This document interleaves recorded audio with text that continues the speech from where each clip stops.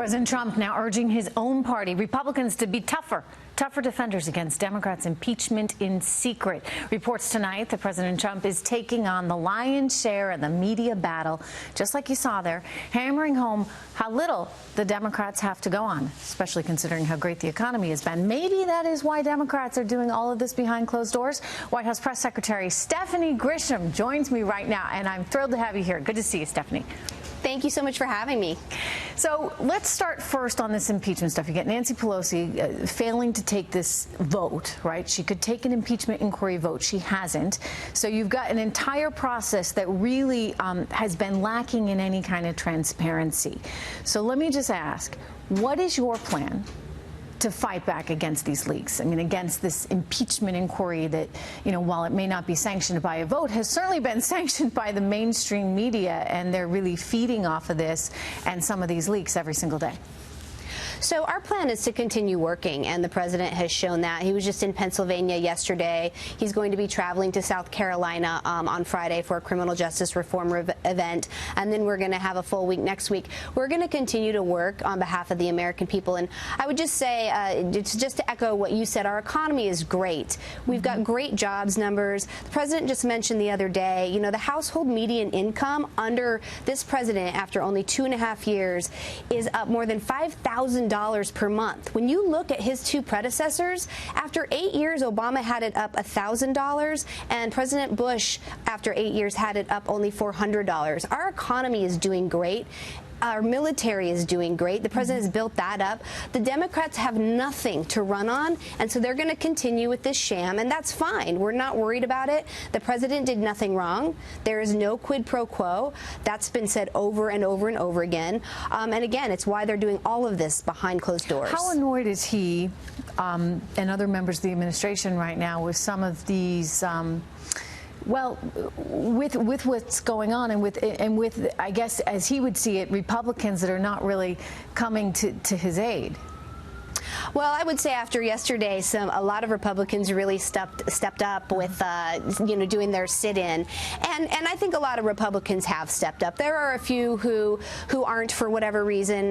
That's okay. Again, the president is confident in the fact that he did nothing wrong, and our message is simple: we're going to continue to work. It's what we've always done, and this president has been under attack before he was elected. Sure.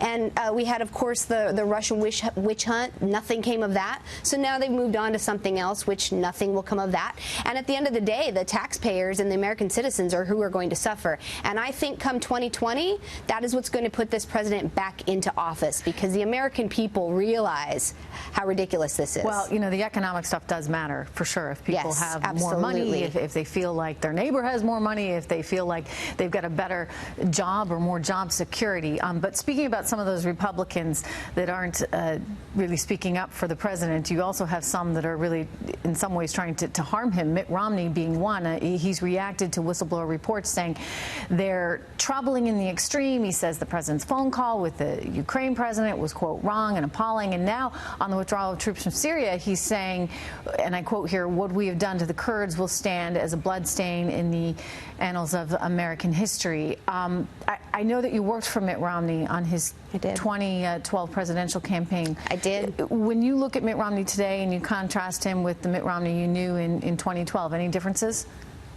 One word comes to mind. It's just pathetic. And I would just remind Mitt Romney that he is not president. He lost, and he needs to quit pretending like he is president.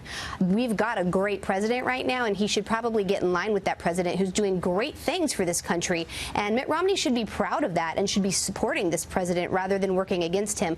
It's hard for me to actually hear the word Republican and Mitt Romney in the same sentence. What do you think his motives are? He's not president, and he wants to be. Really? Jealousy? Yeah. That's simple. I mean, what do you think of that? I mean, what was it, Pierre Delecto?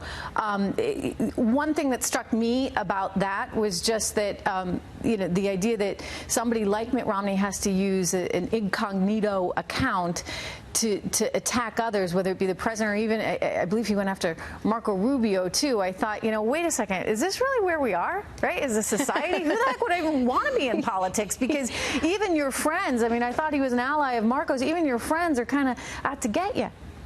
Yeah, that's just bizarre. I can't even really comment on that. I'm still trying to let that settle in. Working for him in 2012, I worked on his advanced team, so I didn't know him that well, but his behavior has been very, very disappointing. Let me ask you about something the president's tweeted, and I quote, he said, "The never-Trumper Republicans, though on respirators with not many left, are in certain ways worse and more dangerous for our country than the do-nothing Democrats. Watch out for them. They are human scum." Now, you defended this tweet this morning right here on Fox. I know there's been a lot of backlash because you defended it. Would you change what you said? I would not, and I would just say that the selective moral outrage that seems to come from the media and from the Democrats is laughable. I would remind people that Maxine Waters actually called members of the Trump administration scumbags. So this is language that has not been used before. The fact of the matter is, I stand by what the president said. The people in our own party who are working against him, who are working against a president who has given results and continues to give results, who has gone through nothing but harassment since before he took office, and to have our own party, some members of our own party, actively work against him and some members of his administration work against him, that's just unforgivable.